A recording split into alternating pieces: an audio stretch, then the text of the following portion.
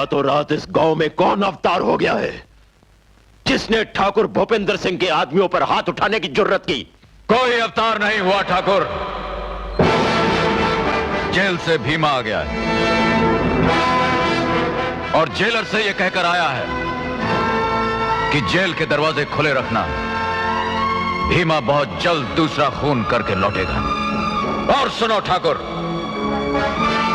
आज भीमा तुम्हारे इस कुरुक्षेत्र में खड़ा होकर महाभारत का ऐलान करता है। चाहे जितने चक्रव्यूह बना लो, तुम्हारा अंत मेरे ही हाथों लिखा है ठाकुर। भीमा, चिल्ला मत ठाकुर। आज तक तुम बोलते रहे और हम सुनते रहे, अब हम बोलेंगे और तुम सुनोगे। तुमने गांव वालों की जमीनों को हथियाने के लिए लोगों के अंगूठों पर काली स्याही लगाई है। आज भीमा उसी जमीन के सीने पर तुम्हारे नापाक खून से लाल लकीर खींचेगा, गांव की इस सरहद से लेकर उस सरहद तक। कसम है ठाकुर, कसम है कलेजा चीर देने वाली उन गंदी गालियों की जो तुमने हमें दी है।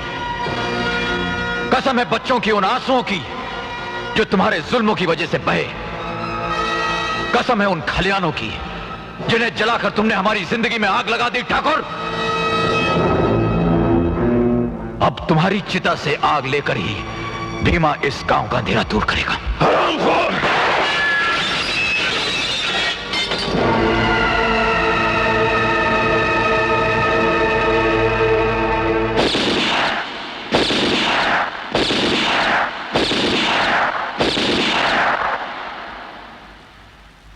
पिस्तौल चलाने का मौका मैं तुम्हें भी दूंगा ठाकुर, लेकिन आज नहीं। इंतजार करो, मैंने भी 7 साल इंतजार किया है।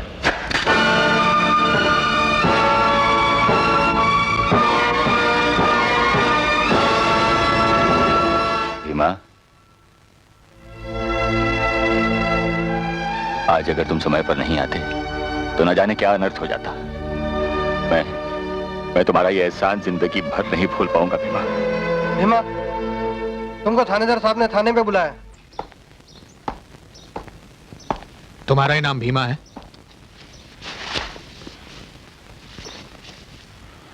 तुमने ठाकुर के आदमियों के साथ मारपीट की? क्यों? जब आपको मालूम है कि मैंने मारपीट की तो आपको यह भी मालूम होना चाहिए कि मैंने मारपीट क्यों की। मैं तुम्हारे मुंह से सुनना चाहता हूं, तुमने ठाकुर के आदमियों को क्यों मारा?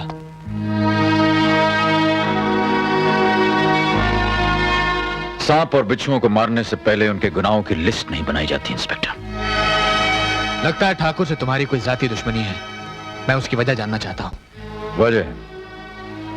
दुश्मनी की वजह? ठाकुर से दुश्मनी की वजह?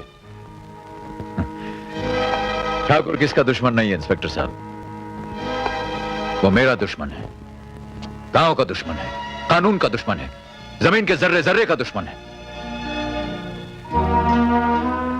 ये गांव ऐसा नहीं था इंस्पेक्टर साहब, भीमा भी ऐसा नहीं था। खुशहाल धरती, खुशहाल गांव, खुशहाल लोग, लहराते हुए हरे हरे खेत, हंसी खुशी, गीत संगीत। समझ गए ना मिनिस्टर? मैं सब समझ गया ठाकुर साहब। किसानों से जमीन आप ले लेंगे, पैसे वाले पैसा लगा देंगे और परमिट लाकर मैं दे दूंगा आपकी मेहरबानी से। यहाँ शराब का कारखाना खुल जाएगा और हमारे घरों में दौलत का दरिया बहने लगेगा आपकी मेहरबानी से। पर कहने का तात्पर्य यह है ठाकुर साहब कि खेती की जमीन को फैक्ट्री के काम में लाने के लिए हमें कुछ कानूनी कार्रवाई करनी होगी। कानूनी कार्रवाई हम जानते हैं। इस जमीन पर अब 5 साल तक खेती नहीं होने देंगे हम। लेकिन ठाकुर साहब, ये जमाना वो जमाना नहीं रहा। अब तो गरीब लोग भी जाग गए हैं। गरीबों के जागने से कुछ नहीं होता मिनिस्टर।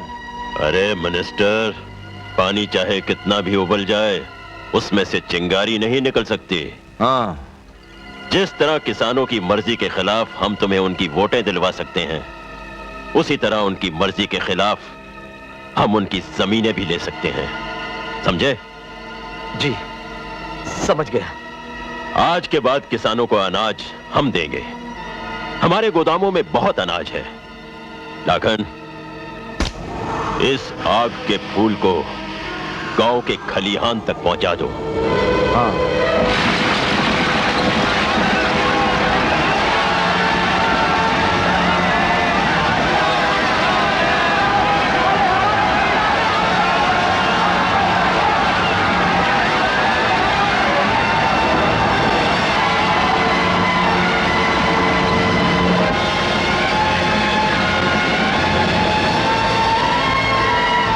सारा खलिहान जलकर राख हो गया। धीरज धरो, हम तो बर्बाद हो गए। अब साल भर हमारे घर चूल्हा नहीं जलेगा। ये लो, ठाकुर साहब आ गए, ठाकुर साहब आ गए। अब यही हम लोगों का दुख दूर करें। क्या करें? मालिक है। राम राम ठाकुर साहब राम ठाकुर। जय राम जी की ठाकुर साहब। ठाकुर साहब नमस्ते।